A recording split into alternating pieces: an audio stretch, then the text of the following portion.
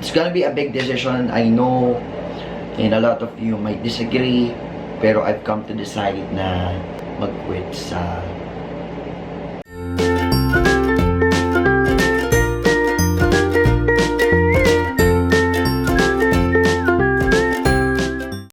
morning!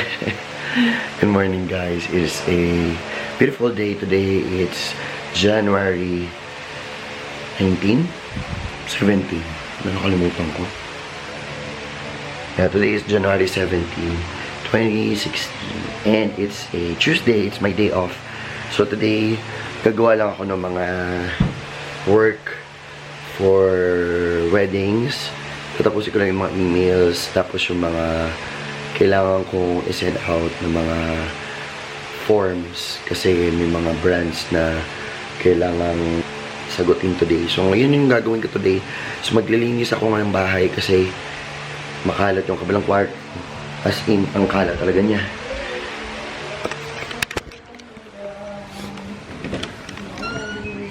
Welcome to the mess. Grabe ang kalat. Ang dami kong lilinisin. Kailangan ko yun linisin today kasi tomorrow darating yung pamangking ko, yung ate ko, tsaka yung asawa niya. Kaya galing States. Kaya kailangan ko mag-ayos today talaga. Grabe, ang dami ko kailangan gawin.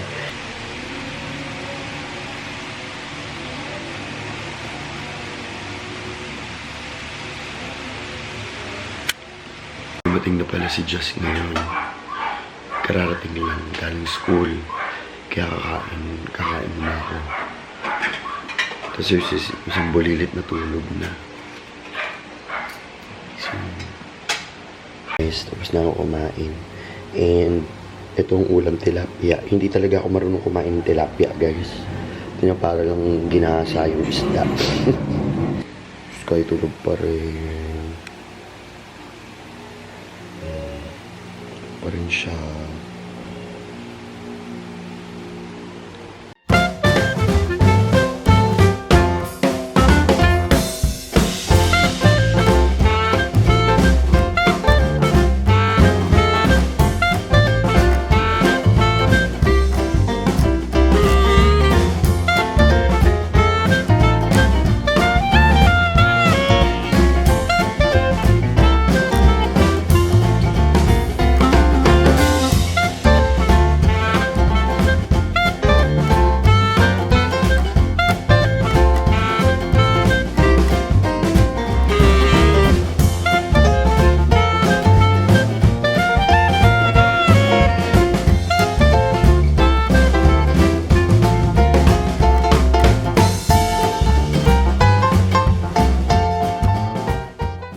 Yun guys, tapos na ako maglinis. So wakas, nalinis ko na siya. Etong mga kalat sa kama, okay na. Yung mga makeup dito, okay na. Yan, yung mga kalat dyan. Yung mga kalat kanina dyan sa gilid, okay na. Tanggalin yung mga makeup na i-organize ko na doon. Para mamaya kasi, magpi-film kami sa dito. Magpi-film kami mamaya ng tutorial. Yan. Ayan, natapos din yung paglilinis. Kaya lang hindi ko pa ito na-vacuum. I-vacuum ko pa ito. Siguro bukas ko na i-vacuum ito. So, sobrang dami nang ginagawa ko. Nag-YouTube ako, nagbabanda ako, nag-weddings ako, nag-host ako. May mga side rackets pa. So, ang dami-dami kong ginagawa na nakakalimutan na namin pareho ni Nina na nawawala na kami ng time for each other. And nagsasuffer na yung relationship namin.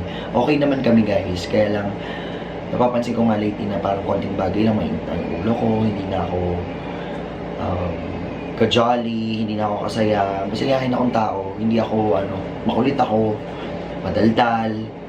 Pero lately parang hindi na yung personality ko nag-iiba. Dumating na ako doon sa point na yun, kailangan namin mag-usap kasi we finally decided nga guys to parang yung Sunday off namin, kasi pareho kaming Sunday off lang. Yun yung araw na pareho kaming walang trabaho. So, nag-decide kami na we won't be entertaining emails, Facebook, internet, lahat, social media. no internet on a Sunday from now on. Except vlog. Pwede kami mag-vlog. Pero we won't be checking inquiries on Sunday. So sa mga brands, sa mga friends namin, mga nag-email or nag-chat or nag-Facebook, wala kami ng Sunday. We won't be entertaining emails or calls on Sundays. Kaya Monday na namin siya may entertain. Kasi part yun ng deal namin ni Ninya. Kasi we really have to spend time. We really have to focus at least once a week for our family lang. Hindi naman pwede mag-suffer dahil lang sa mga ibang bagay. Kasi minsan umaabot na rin kay Tuesdays and Thursdays na day off ko. Imbis na time namin for each other. Wala kaming time to talk. Minsan mag-film kami. Minsan si Sky. Wala na talaga kaming time. Kahit nga time namin na alam nyo na wala, na nakain kami ng mga ano namin, yung trabaho namin, yung ginagawa namin. So really have to give time, and we talked it through. Pinag-usapan namin mabuti ito ni Ninya, and okay na. Another thing is, dahil nga sa sobrang dami ng ginagawa ko, I've been thinking for the past couple of weeks na rin that I need to give up at least one thing sa ginagawa ko. And it's gonna be a big decision, I know, and a lot of you might disagree, pero I've come to decide na i-let go and mag-quit sa pagkanta. Not that I don't love singing, not that I won't do it anymore. It's not that I don't like the people that I'm working with. It's just that yung working place ko, it's not healthy for me. It's toxic na. Not helping me to grow. Kasi so hindi nakakaalam guys, yung work ko is, I've been working there for 4.5. And the management is really good. It's nice. It's just that there are things talaga na saliwa sa paniniwala ko at saliwa sa nangyayari talaga sa akin. It's not beneficial for me. Kaya parang naging toxic na rin ako sa work din kasi hindi na rin ako masaya dun sa ginagalawan ko. But I'll still continue to be a singer, pero occasionally, or sa weddings, or pag may on-call, pwede ako mag-perform. Or siguro, at least twice a week, yon. Kasi hindi naman niya mawawala sa sistema ko. Kinakabahan lang ako dahil bago to sa akin, kung sakali man na talagang mawala na to sa akin tuluyan yung stability sa work ko dito ay Spicy Fingers. Kinakabahan lang ako dahil something new to. Hindi ako kinakabahan dahil hindi ako secured or what. Actually, kinakabahan lang ako dahil adjustment period to sa akin. It's like diving into a cliff. I don't know what's gonna happen next. I don't know kung ano yung mag-unfold. Pero siguro dahil sa mga nangyayari for the past couple of, dahil sa mga pangyayari lately, parang ito na yung reason, ito na yung sign na talagang kailangan ko na talagang mag-decide to go. At least guys, si Ninya may work, tapos I have a business, then I have YouTube. I think I'm good to go na, okay na ako dun. It's going to be one hell of a decision for me, but I have to do it. So, and I emailed already the owner about it, so I'm just waiting for the reply. Hi, baby! I'm home, guys! Nakauwi na ako sa bahay! Ano nangyari sa noo ko? Parang may madilim. Ayun! Bahay! Tapos, nakuha ko na din kanina yung health card namin, nila Skyler. At least meron na kaming health card secured na. Hindi na kami magwo-worry pag may nagkasakit. O kaya, ano na mga emergency, no? Hindi na tayo magwo-worry. Actually, na-share ko nga sa kanila yung pinost ko sa FB kanina. Yun, pinaliwanag ko lang kung ano yung nangyari. Siya usapan natin na pag sa linggo, di tayo mag-entertain ng emails. Yun guys, kasi napapansin ko na ito, pinapabayaan ko siyang matulog sa tanghali hanggang hapon. Tapos pagdating ng hapon, ano naman kami, magkakaayaan lumabas. O kaya minsan, social media, internet, nood ng TV. Wala na kaming ano talaga, banding. Eh, pagdating naman ng gabi si Sky, ano na siya, mag-aaya na siyang matulog. Wala na. Wala na kami. Tsaka mainit yung ulo ko lagi.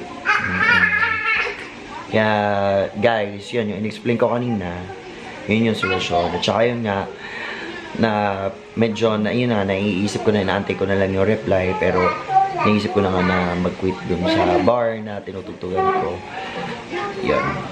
Ayun lang. Kaya sana kayo huwag kayong magtatampo kung di namin kayo ma-replyan agad, ha? Kasi ako pipilitin ko rin sa sarili ko na actually, wala naman talaga akong wala naman talaga akong internet. Sky? O sige, bigyan. Ay, hindi pala. Hindi pala. Bawal palang bigyan si Sky ng kutsara.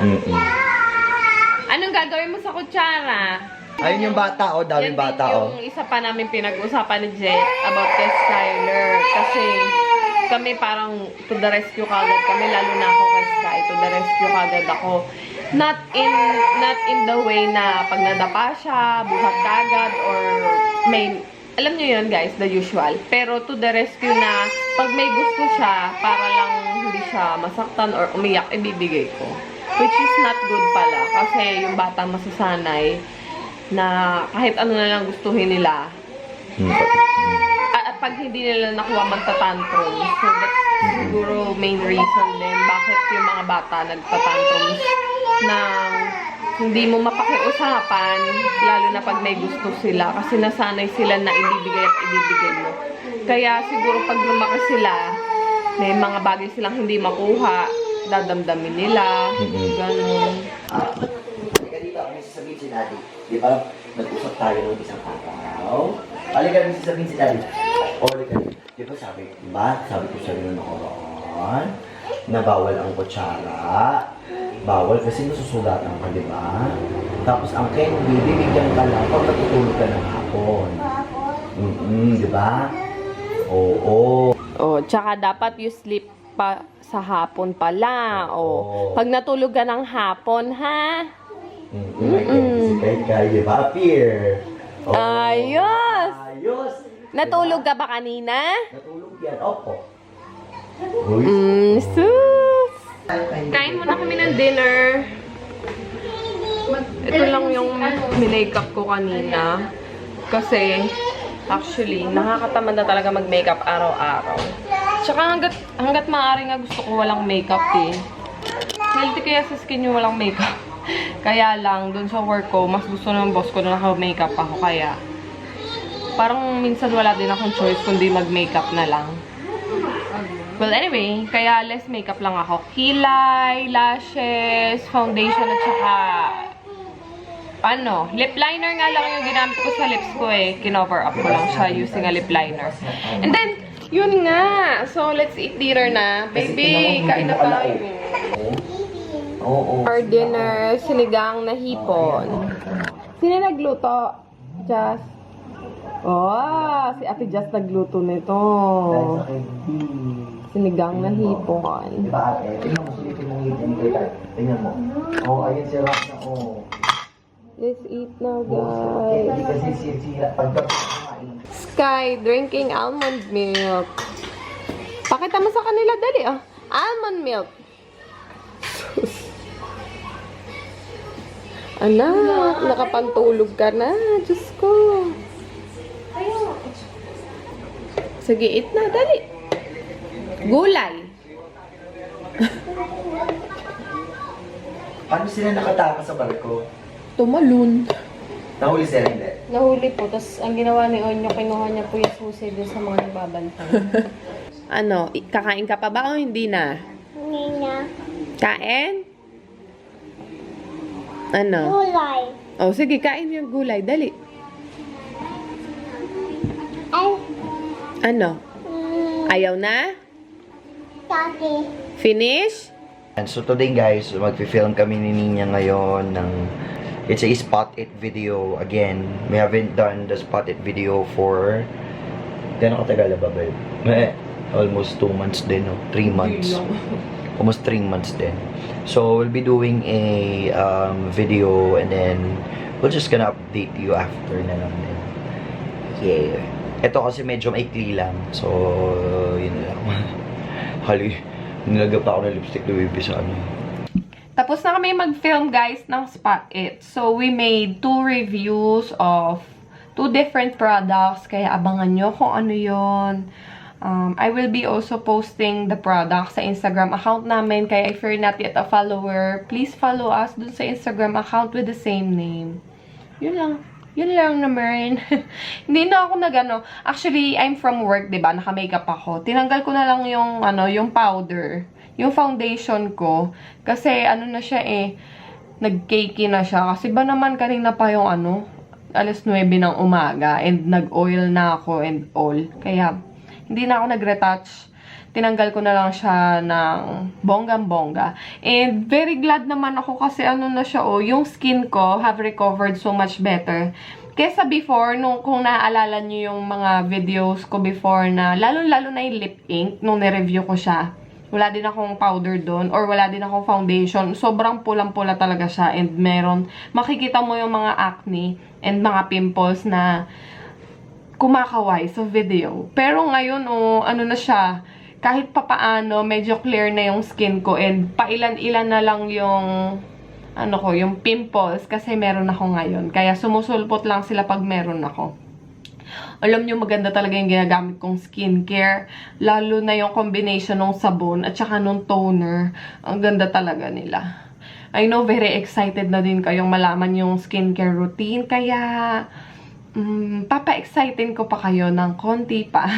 Si Jet din, meron din siyang skincare routine na siguro, kailan mo ina-upload? Dapat mas mauna ka Soon. Soon din. Pakemerot pa. So, yun. Soon din. Abangan nyo lang, guys. Sa mga magtatanong pala, bago ko pa makalimutan na ilagay sa description box at makalimutan ng tuluyan, gamit ko ay Soft Matte Lip Cream in Istanbul. Ha? Hindi. Addis Ababa pala. Diba? Kakasabi ko lang, nakalimutan ko na kagad. Addis Ababa lang yung shade na to. Maganda siya, Bago ko pa makalimutan ng tuluyan, i-remind ko lang din kayo ulit dun sa pag-giveaway natin na nanggaganap dun sa channel. Mapapanood yung giveaway na yun, guys, dun sa video ko na Korean haul. Korean skincare haul ba yun? Nakalimutan ko na. Yun. Tapusin nyo lang yung video, tapos sa bandang dulo, makikita nyo kung ano yung mga items na ipapag-giveaway namin and yung mechanics. Sumali kayo, guys, kasi that will run for 15 days. Simula nung in-up namin yung video, kaya parang matatapos siya on the 25th. So, announcement will be after 25th. Kaya, yun guys, sumali kayo kasi marami yung items na yun. Gusto kong masubukan nyo yung mga products na kinuha ko kasi personal choice ko yun. Dahil I've heard maganda yung review, yung quality, and some are nasubukan ko na. Kaya, watch out for that. Tapos, pinaproblema ko nga din pala kung paano ko iaayos yan, yung vanity area ko. Yan, pinaproblema ko kung paano ko siya iaayos kasi super bare lang siya. Wala siyang kalaman-laman. Kasi lahat ng mga makeup items ko nandyan sa shelf. And naisip ko lagyan siya ng laman. Pero hindi ko alam kung paano siya iaayos. Kung ilalatag ko lang ba siya dyan ng bongga, or yung may mga shelf, or yung may mga acrylic na dihatak-hatak. Tapos dito sa loob, ang ganda niya, maganda actually siya. Meron siya malaking drawer na may salamin sa taas, kaya kitang-kita mo talaga yung nakalagay sa loob. Kaya lang naisip ko, parang ang pangit naman kung mga putyo-putyong makeup lang yung ilalagay ko dyan. Di ko alam kung anong ilalagay ko dyan. Tulungan nyo naman ako kung anong idea yung naiisip nyo na i-decorate natin dito.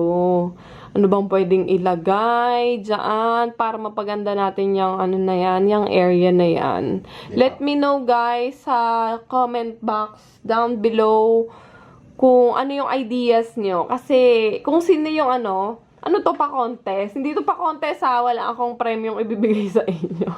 Pero kung sino yung makakapagbigay ng magandang idea, yun yung gagawin ko dito. And syempre, i-compliment ko siya and isa-shoutout dun sa video kasi siya yung nagbigay sa akin ng idea na yun. Yan. Ayan. Yung salamin is from Le Pop Boutique. Actually, whole set yan eh. Yung salamin and this vanity table. Tapos, this one, binili lang yan sa SM for, 600 pesos. Alam nyo pala guys, sila yung gumawa ng vanity set sa Miss Universe 2017. Kaya, bisitahin yung nila, yung Facebook account and Instagram, makikita nyo doon yung videos. And pag nag-air na siguro yung Miss Universe dire-diretso, ma-feature doon yung nila, yung vanity area. Maganda yung ginawa nila doon. Lang siya, simple vanity area in black color. Late na rin eh, so magpapahinga siguro kami. I will be saying good night to you guys. Good night everyone. Si Jet na lang magtutuloy ng vlog. Yan guys, I'll be quickly editing all the videos you are seeing now. Kasi I need to upload para ma-update kayo. And after that, matutulog na rin ako. Kasi marami akong kailangan gagawin tomorrow. So, yan. Matutulog na rin ako guys. Good night. And I hope you had fun. Twerk, twerk, twerk, twerk. Twerk, twerk. Paliw. Okay, good night. Good night, everyone. Love you. Good night. Good night. Good night. Good night. Good night. Good night. Good night.